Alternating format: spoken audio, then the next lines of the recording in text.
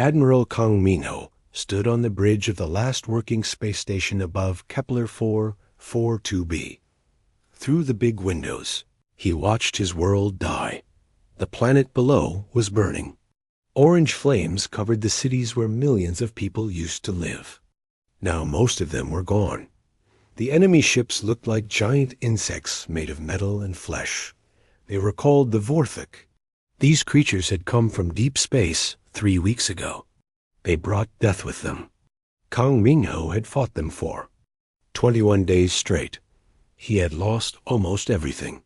"Sir, the last defense ships are gone," said his aide, a young officer named Kim Dae-ho. The boy's voice was shaking. He was only 22 years old. Too young to see this much death. Kang Minho nodded slowly. He had watched 12 good ships die today. Brave captains and their crews had fought until the end, but the Vorthik had too many ships. For every enemy ship they destroyed, 10 more took its place. Down on the planet's surface, Captain Park Soo-young was running out of time. She pushed her small transport ship as hard as it could go. The engines were making strange noises. Smoke was coming from the control panels, but she could not stop. Not yet. Behind her, the city of New Seoul was falling apart. The tall buildings were melting under Vorthik acid weapons. The streets were full of green fire that ate through everything it touched. 200 people sat in her cargo bay. They were all that was left of 2 million souls who had called this place home. "Captain, we need to go faster," said her co-pilot, Lieutenant An Min-soo. He was looking at his screens with wide eyes. "The Vorthik ships are getting closer." Park Soo-young looked at her fuel gauge.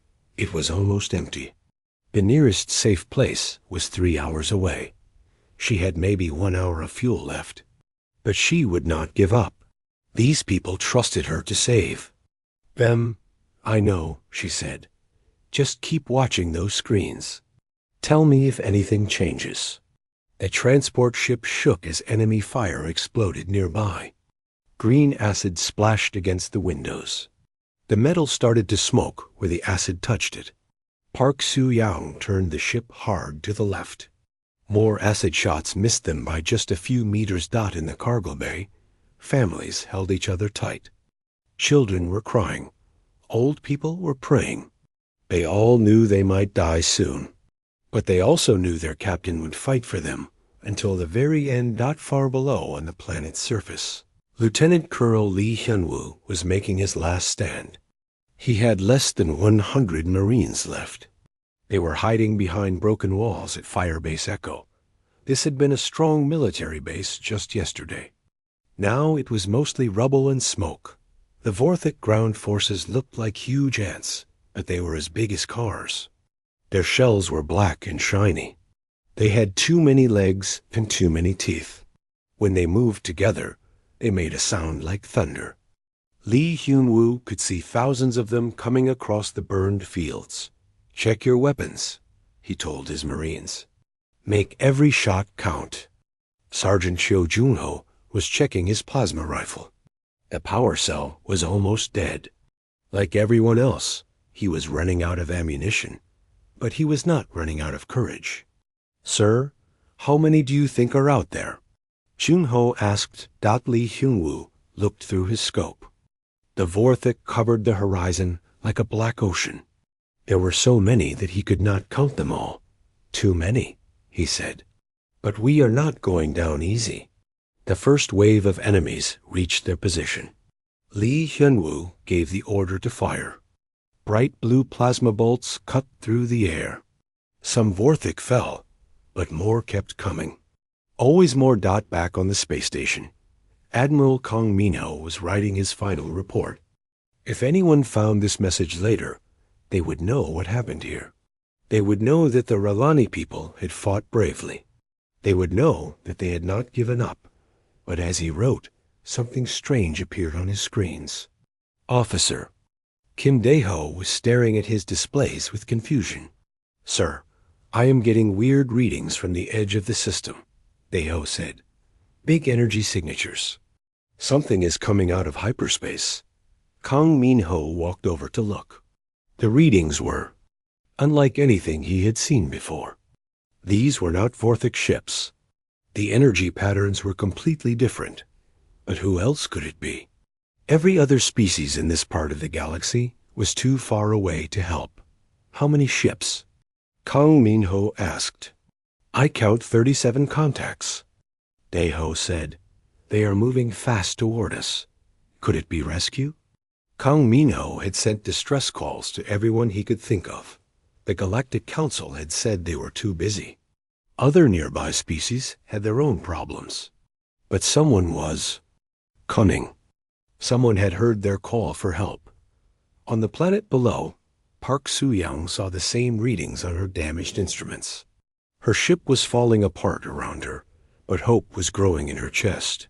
Maybe, just maybe, someone was coming to help Dot. Firebase Echo, Lee Hyun-woo's communications officer, picked up the signals too. The young man looked at his colonel with surprise. Sir, there are ships coming, big ones. They are not Vorthic. Lee Hyun-woo allowed himself a small smile. He ordered his Marines to hold their position just a little longer. Help might be on the way.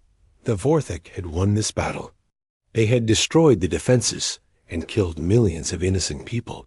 But the battle was not over yet. Something was coming through the darkness of space. Something that might change everything. Admiral Kong. Min-ho spoke into his communication system one last time. His message would reach across the galaxy, carried by the fastest ships and the strongest signals. This is Kepler Defense Command. Our position is overrun. We have fought as long as we could. If anyone receives this message, remember us. Remember that we did not surrender. Remember that we stood together until the end. As he spoke, the mysterious ships were getting closer. Soon, everyone would know who was coming to answer the call for help. Captain Kim Yemen had been watching the Vorthic fleet for 3 days. His ship, the Silent Arrow, was hidden in the darkness between 2 dead moons. The enemy could not see him. Human stealth technology was better than anything else in the galaxy. Through his ship's cameras, he watched the Vorthic destroy everything they touched. Their bioships looked alive, like giant sea creatures swimming through space. But these creatures brought only death. They had acid for blood and hunger that never ended. Captain, the attack on the planet has started, said his sensor officer, Ensign Ru Sungmin. The young man's voice was quiet but angry. They had been watching innocent people die for days. It was hard to just sit and wait. Kim Yemen understood how his crew felt, but they had orders. They were here to watch and learn. The human fleet was still 1 day away. Earth's leaders wanted to know everything about these enemies before the fight began. Keep recording everything, Kim Yemen said. The Admiral will want to see how they attack, how they move, how they think. The Vorthic fought like a swarm of insects, but they were smart insects. They used tactics. They planned their attacks, and they were very, very good at killing. Far away, Admiral Yoon Ji-won stood in the command center of her flagship, the Iron Phoenix. Around her, 36 other human warships moved through hyperspace.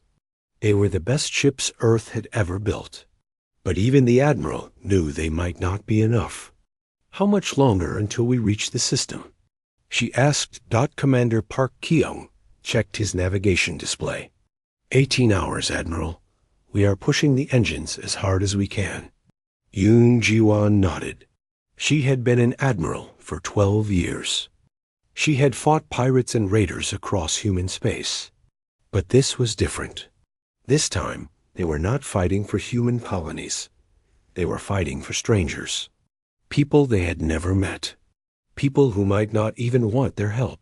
The Galactic Council had laughed at human warnings about the Vorthic. They called humans new and inexperienced. They said Earth's people did not understand how the galaxy worked. But humans understood one thing very well. They understood what happened when good people did nothing, while evil spread in the ships. Engineering section. Chief Engineer Oh Dong-yoon was making final checks on their secret weapons. The quantum phase torpedoes were unlike anything other species had ever seen. They could pass through enemy armor like it was not there. Then they would explode inside the target. "How many torpedoes do we have ready?" asked his assistant, Petty. Officer Nam Sujin. 240, Oh Dong-yoon said. "Each one can kill a Vorthic bioship if we hit the right spot, but we need to hit the right spot." The humans had been studying Vorthic technology for months. Every time the aliens attacked a world, human scout ships would arrive afterward. They would examine the wreckage. They would study the weapons. They would learn. Earth scientists had discovered something important. The Vorthic were not just individual creatures. They were all connected by a shared mind. Like ants in a colony, they worked together perfectly. But this strength was also a weakness. If you could disrupt their shared mind, you could confuse. The entire swarm. Lieutenant Commander Choi Minji was preparing her fighter squadron for battle. 24 human pilots sat in the briefing room. Their faces were serious. They all knew the odds were against them. "The enemy has over 300 ships," Choi Minji said. "We have 37, but remember your training. We are not trying to match them ship for ship. We are trying to be smarter, faster, better." Human pilots were different from other species. Most aliens fought carefully. They followed rules. They tried to minimize risk. But humans had learned to fight dirty. They had learned that sometimes the only way to win was to do things that seemed impossible. "Our job is to protect the big ships while they get close enough to use the special torpedoes," Choi Minji continued. "A Vorthic will try to swarm us. Let them come. Then show them why human pilots are the best in the galaxy." The pilots cheered quietly. They were scared, but they were also excited.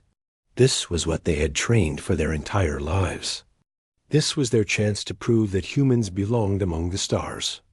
On the bridge of the Iron Phoenix, Admiral Yoon Ji-won received a message from Captain Kim Yemen.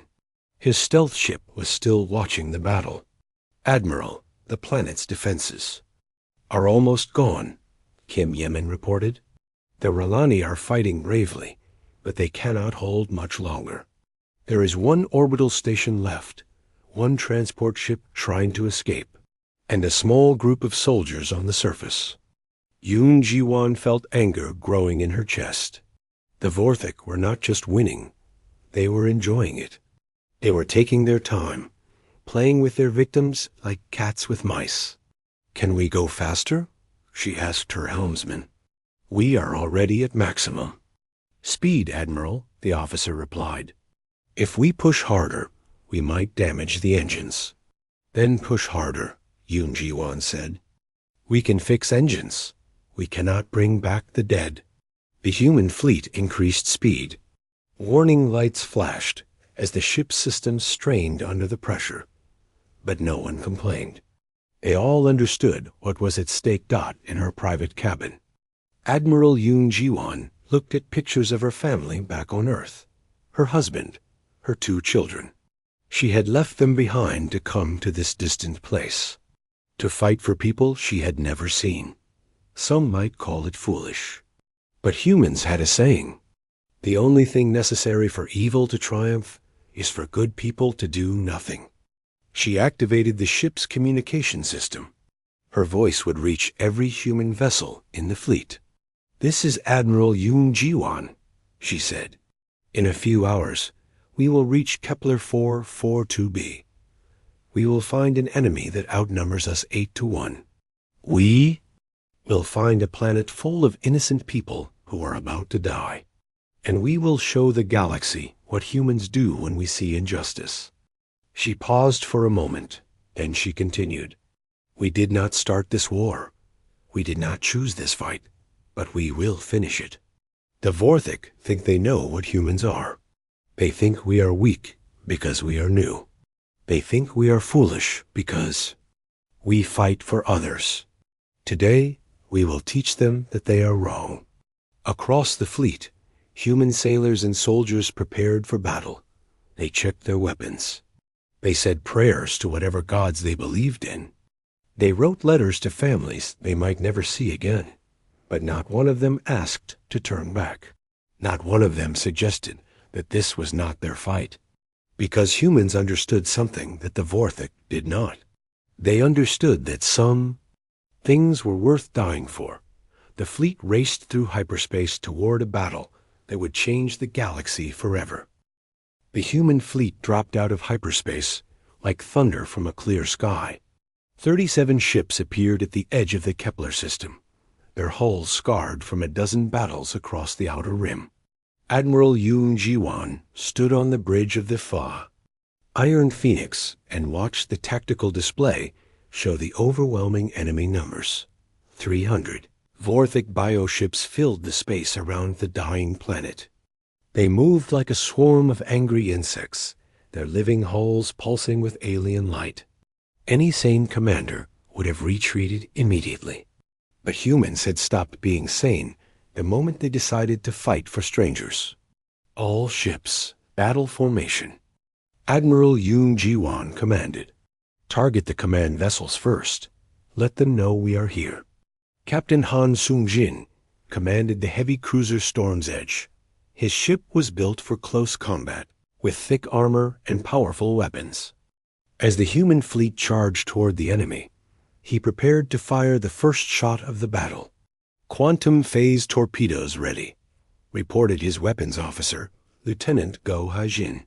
She had been working on these special weapons for months. Now she would see if all that work had been worth it. Fire, Han Sung-jin ordered. The torpedoes looked like streaks of blue lightning as they raced toward the Vorthik fleet. The enemy tried to intercept them with defensive fire, but the weapons passed through their bioarmor like it was made of air. Then they exploded inside the alien ships. 3 Vorthik vessels died in the first salvo. The hive mind had never encountered weapons that could ignore their natural defenses. For the first time in centuries, the Vorthik felt something they had forgotten. Surprised out down on the planet's surface, Lieutenant Colonel Lee Hyun-woo was preparing for his final stand. His Marines were down to their last ammunition clips. The Vorthik ground forces stretched to the horizon like a black sea of death. He had maybe 10 minutes before they would be overrun. Then the sky caught fire. Human drop pods screamed through the atmosphere like falling stars. They hit the ground hard, sending up clouds of dust and debris. The pods split open, and armored figures emerged into the battlefield. Colonel Shin Yoon-ji stepped out of the lead pod with a rifle already firing. Behind her, 200 human shock troopers spread out across the battlefield. Their powered armor was painted with the scars of battles fought on a dozen different worlds. Ralani forces, this is Colonel Shin Yoon-ji of the Terran Expeditionary Force, she called over the radio. We are here to help. Hold your positions and let us work. Lee Hyun-woo stared in amazement. He had never seen soldiers move like this. The humans advanced through enemy fire like they were walking through rain. Their weapons cut down Vorthik warriors with deadly precision. But more importantly, they were pushing forward. They were not just holding the line. They were taking ground back. Who are these people? Asked Sergeant Cho Jun-ho. I think they are humans, Lee Hyun-woo replied. I heard stories, but I never believed them. The stories said that humans came from a small world where everything tried to kill them. Poisonous air, dangerous animals, weather that could freeze or burn. They said humans had spent thousands of years fighting each other, learning every possible way to wage war. But they also said humans had learned when to stop fighting each other and start fighting together. In space above, the battle was becoming a masterclass in human tactics. Captain Park Su Yang watched from her damaged transport ship as human fighters tore through the Vorthic formations. Major Bei Taiyan led the first fighter wing in his ship, the Sky Dancer. He had been flying combat missions since he was 18 years old. He had fought pirates in the asteroid belts and raiders in the outer colonies. But he had never fought anything like this. "Dragon Wing, this is Sky Leader," he called to his squadron. "The enemy is trying to surround us. Let them. When they think they have us trapped, we will show them why that was a mistake." The Vorthic biofighters moved like a school of fish flowing around the human ships. They thought they were herding their prey into a trap. But human pilots did not think like fish. They thought like sharks. Bei Te-Hoon waited until the enemy was committed to their attack pattern. Then he gave the order that turned the trap around. "All wings, execute crazy even maneuver. Show them what chaos looks like." The human fighters suddenly changed direction in ways that seemed to defy physics. They spun and rolled and dove through formations that should have torn them apart. The Vorthic had evolved to fight in organized groups. They did not know how to handle enemies who refused to follow patterns. Lieutenant Go Hai-jin watched her torpedo strikes from the storm's edge. Each hit sent ripples of confusion through the Vorthic hive mind. The aliens were used to fighting enemies who thought like individuals. But they were not prepared for enemies who could think like individuals while fighting like a team. "Captain, the enemy formation is breaking apart," she reported. "They are having trouble coordinating their attacks." Captain Han Sungjin smiled grimly. The human battle plan was working. While other species tried to match the Vorthic's organization, humans embraced controlled chaos. They turned their own unpredictability into a weapon. Back on the surface, Colonel Shin Yunji was leading her troops through the Vorthic ground forces, like a knife through cloth. Her soldiers did not fight like other species. They did not stand in neat lines and exchange fire. They moved fast and hit hard and disappeared before the enemy could respond. "Second platoon, flank left," she ordered. "Third platoon, find high ground. First platoon with me. We are going to punch a hole right through their center." The Vorthic ground warriors were larger and stronger than humans. Their natural armor could stop most weapons. But humans had learned to fight opponents who were bigger and stronger. They used speed instead of strength. They used tactics instead of brute force. Lieutenant Colonel Lee Hyunwoo watched human Marines advance through acid clouds that would have killed his own people. Their armor was designed for the worst environments in the galaxy. Earth itself had taught them to survive in places where survival should be impossible. "How are they doing this?" Sergeant Cho Junho asked. "I think they are just really good at fighting." Lee Hyunwoo replied. In space, Admiral Yoon Ji-won was coordinating the battle from the Iron Phoenix. Her tactical display showed the Vorthic fleet slowly falling apart, but she knew this was just the beginning. The real test would come when the enemy realized what was happening and tried to fight back with everything they had. "Admiral, we are receiving a transmission from the Ralani Orbital Station," reported her communications officer. "Put it through," Yoon Ji-won said. Admiral Kang Minho's voice came through the speakers. He sounded like a man who had given up hope and suddenly found it again. "Human fleet, this is Admiral Kang Minho of the Ralani Defense Force. I do not know who you are or why you came, but thank you. Thank you for not letting us die alone." Yoon Ji-won activated her microphone. "Admiral Kang, this is Admiral Yoon Ji-won of the Terran Expeditionary Force. We came because it was the right thing to do. Hold your position. We are going to get you out of this." As she spoke, the Vorthic Queen Mind was trying to understand what was happening. For 1,000 years, it had conquered species across the galaxy. It had devoured civilizations and consumed entire worlds. But it had never encountered anything like humans. These creatures fought like demons, but they showed mercy to the weak. They were individuals, but they worked together perfectly.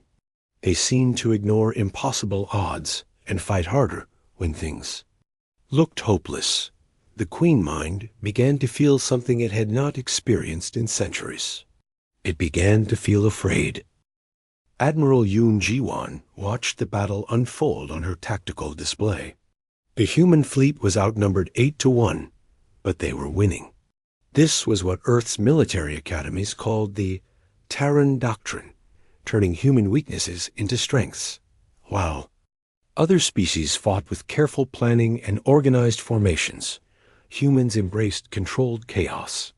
Captain Yung Woo-sung proved this perfectly when his damaged cruiser, the Iron Wolf, lost its main engines to enemy fire.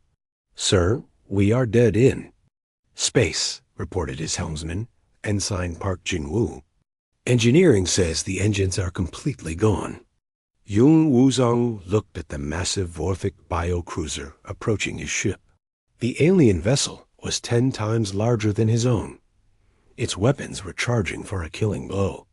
Any reasonable captain would surrender or abandon ship, but humans were not always reasonable.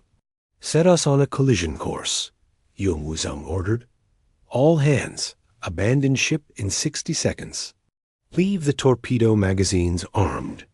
The Iron Wolf became a guided missile weighing 50,000 tons. It smashed into the Vorthik biocruiser at full speed. The explosion destroyed both ships and sent shockwaves through the enemy formation. Other human captains saw what Yung Woo-sung had done and understood the message. Humans would rather die fighting than live in defeat. On the planet's surface, the battle had become a demonstration of human military doctrine. Colonel Shin Yoon-ji's troops did not just hold their ground.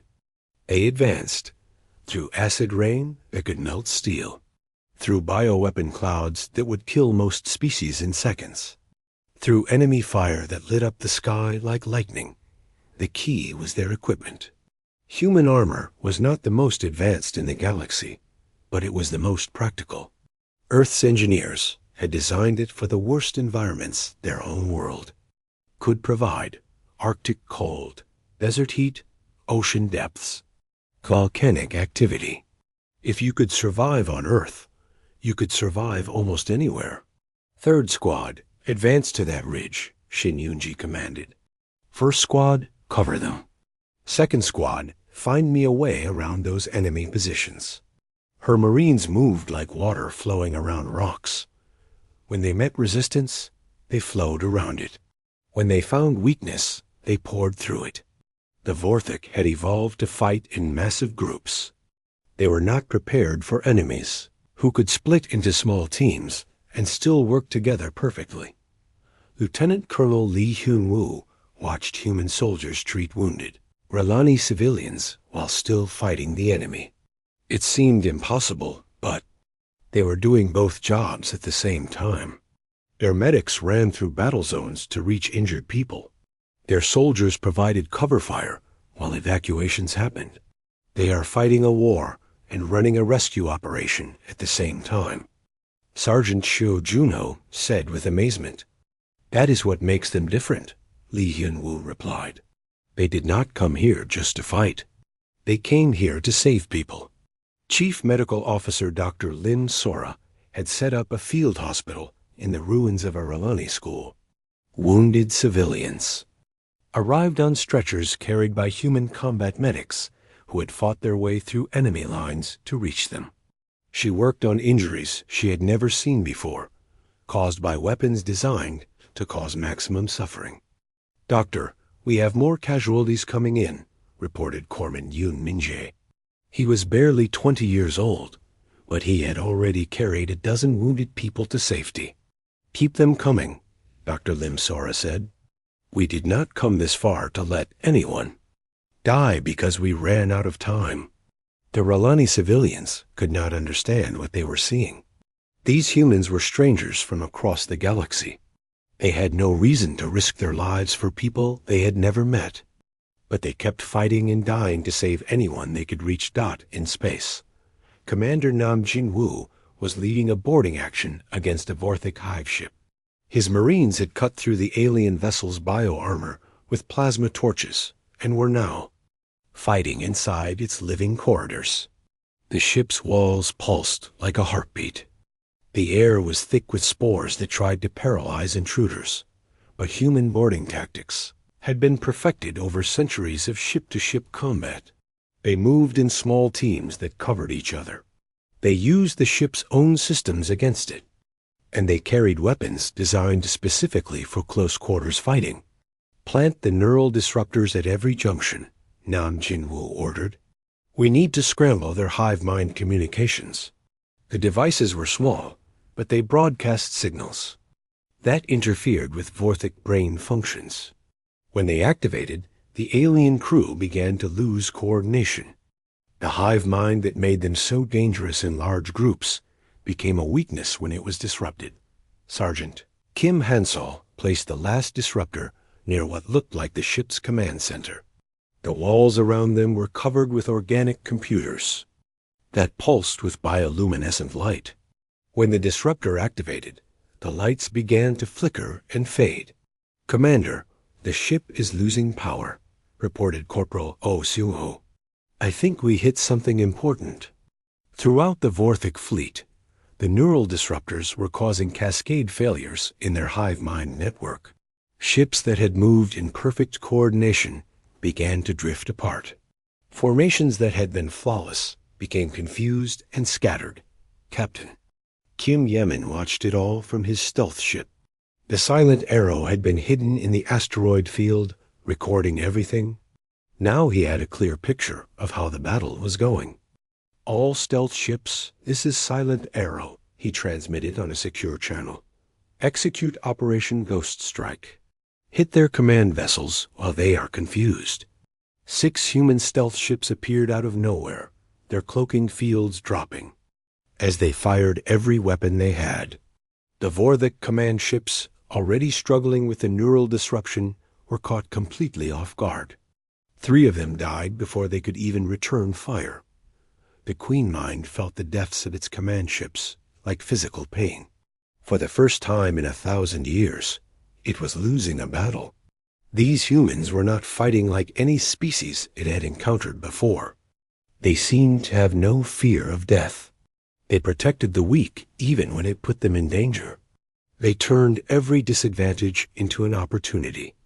Worse, they were learning. With every exchange of fire, they adapted their tactics. They studied Vorthic movements and found new ways to counter them. It was as if they had been fighting for their entire existence, learning from every battle, becoming stronger with every challenge. Admiral Yoon Ji-won saw the enemy formation beginning to collapse and knew this was the moment to press their advantage. "All ships, maximum attack. Do not let them regroup." The human fleet surged forward like a pack of wolves, sensing weakness in their prey. The Storm's Edge led the charge, its quantum phase torpedoes cutting through enemy bioships. The Sky Dancers tore apart Vorthic fighters with impossible maneuvers. The Iron Phoenix coordinated it all with the precision of a master conductor leading a deadly symphony. On the surface, Colonel Shin Yoonji received word that the space battle was turning in their favor. But her job was not finished yet. There were still Vorthic ground forces between her people and the civilians who needed rescue. "All units, final push," she commanded. "Let's finish this and go home." The human assault was like a tsunami of controlled violence. They had turned the chaos of battle into an art form. Every soldier knew exactly what to do, even when plans fell apart. Every unit supported the others, even when communications failed. Every person fought not just for victory, but for the innocent lives depending on them. Admiral Kang Min-ho watched from his damaged station as the Vorthic fleet began to retreat. Ships that had seemed invincible just hours before were now fleeing into hyperspace. The aliens who had destroyed his world were running from a human fleet that was less than 1/8 their size. How did they do it? Asked Kim Dae-ho. Kong Min-ho thought about everything he had witnessed. The impossible courage, the perfect teamwork, the willingness to sacrifice everything for strangers, the way they fought harder when things looked hopeless. I think, he said slowly, they are exactly what our galaxy has been waiting for. The Vorthic Queen Mind made its final mistake when it tried to take control of the human commander's thoughts. For 1,000 years, it had used psychic domination to turn enemy leaders into puppets. No species had ever resisted its mental assault. But human minds were different. Admiral Yoon Ji-won felt the alien presence trying to crawl into her thoughts. It was like ice water flowing through her brain, seeking to freeze her will and make her a slave. The Queen Mind expected her to collapse, to surrender control, to become another tool in its endless war of conquest. Instead, she smiled. You picked the wrong species, she said out loud, and pushed back. Human minds had been shaped by millions of years of individual struggle. Every person was used to fighting their own battles, making their own choices, standing alone when necessary. The hive mind that made the Vorthic so powerful was exactly the opposite of how humans thought. The Queen Mind recoiled in shock. Pain. It had tried to dominate a hurricane. The psychic feedback sent waves of confusion through the entire Vorthic fleet. Ships began to drift without coordination. Formations fell apart as individual creatures lost connection with the collective. Consciousness. Captain Han Soo-won saw the opportunity immediately. All ships, coordinate fire on the command cluster. Hit them while they are blind. The human fleet concentrated their attack on the largest Vorthic bioships. Quantum phase torpedoes tore through alien hulls. Plasma cannons burned holes in living armor. The enemy vessels that had seemed invincible just hours before began to die. The last Vorthic ships fled into hyperspace, carrying with them a message that would spread through their entire empire. Humanity was not prey. Earth's children were. Expanding into the galaxy, and they protected their neighbors. On the planet's surface, Colonel Shin Yoonji watched the enemy ground forces retreat in confusion.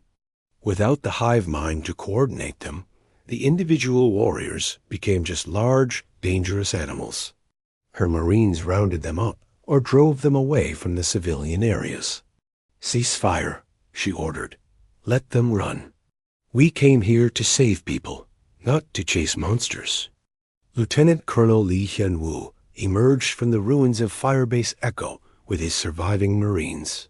They were battered and exhausted, but they were alive. More importantly, the people they had sworn to protect were alive too. Colonel Shin, he called out, I do not know how to thank you. Shin Yoonji removed her helmet and smiled. She was younger than he had expected, probably no older than 30. But her eyes held the confidence of someone who had seen many battles and won them all. No thanks needed, she said. This is what we do. 3 months later, Admiral Kong Min-ho stood in the rebuilt command center of Kepler Station. Through the windows, he could see the construction ships rebuilding New Seoul. The city would be different this time, stronger, better defended, and designed by engineers from both Ralani and human worlds working together. Admiral Yoon Ji-won stood beside him, watching the same view. The human fleet had stayed to help with the reconstruction. Their medical ships had treated the wounded. Their engineering vessels had helped clear the wreckage. Their soldiers had worked alongside Ralani civilians to rebuild what the Vorthic had destroyed. Your people did not have to stay, Kang Min-ho said. You had won the battle. You could have gone home. Winning the battle was just the beginning, Yoon Ji-won replied. We came here to help, not just to fight. The job is not finished until people can live safely again. On Earth, the Galactic Council chambers were buzzing with new activity. Ambassador, Song Myung stood before representatives from dozens of species, presenting humanity's proposal for a mutual defense pact. The footage from Kepler 442b played on screens throughout the chamber. The alien delegates watched human ships descending through fire to protect strangers. They saw human soldiers advancing through enemy forces to rescue civilians.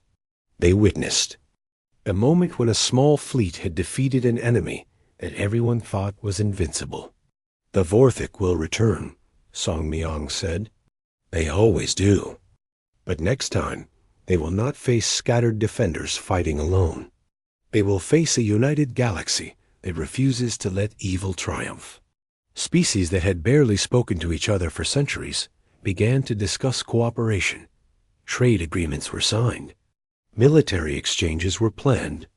The Galactic Council, which had been little more than a social club for most of its existence, suddenly became something real and powerful. 6 months after the battle, Admiral Kang Minho attended the dedication ceremony for the human Ralani Memorial Station. The new facility was built where the old defense platform had been, but it was much larger and more advanced. Ships from a dozen different species had contributed materials and technology. Admiral Yoon Ji-wan stood beside him as they unveiled the memorial wall. The names of everyone who had died defending Kepler 442b were carved into black stone. Ralani, defenders and human rescuers together. Above the names, an inscription in both languages read, "When darkness falls, light comes from unexpected places." Today we learned that humanity's light burns bright enough to illuminate the galaxy.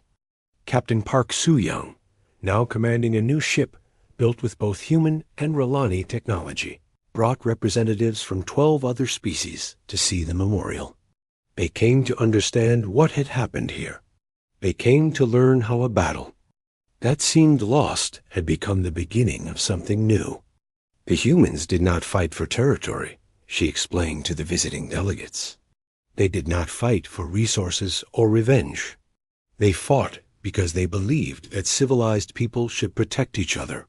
Major Bae Tae-hoon, now training pilots from 6 different species in human combat tactics, demonstrated how the Sky Dancers had broken the Vorthik formations. His students included Ralani, Korathi, Zephyrians, and others who wanted to learn how to fight like humans. "The secret is not our ships or our weapons," he told them. "The secret is working together while still thinking for ourselves. Unity without conformity. Cooperation without surrender." But the real test came 8 months later when long-range sensors detected a massive Vorthik fleet approaching the outer rim. This time, there were over 1,000 bioships. The aliens had learned from their defeat and were returning with overwhelming force. But they were not facing the same galaxy they had left behind. When the Vorthik emerged from hyperspace, they found a combined fleet of 18 species waiting for them. Human ships fought alongside Ralani defenders, Korathi cruisers, Zephyrian fighters, and vessels from species that had never cooperated before.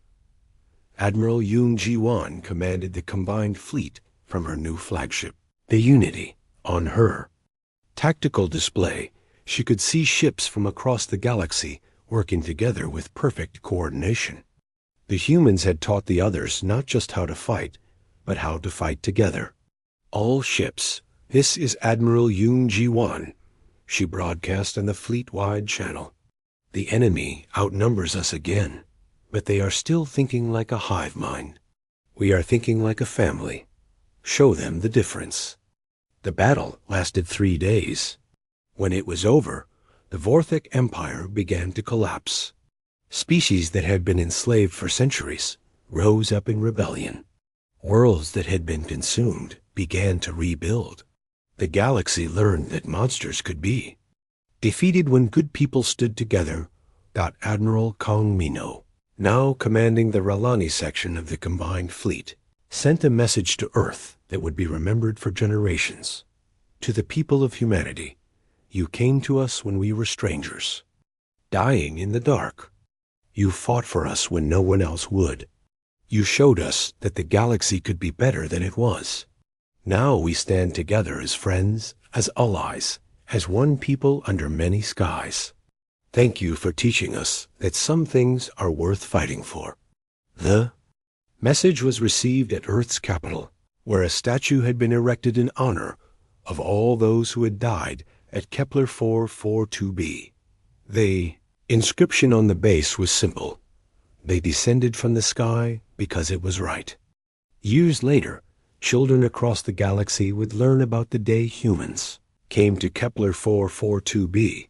They would learn about Admiral Yoon Ji-won and her fleet, about Colonel Shin Yoon-ji and her Marines, about Captain Jung Woo-sung and his final charge, about all the people who proved that courage and kindness could triumph over darkness and fear.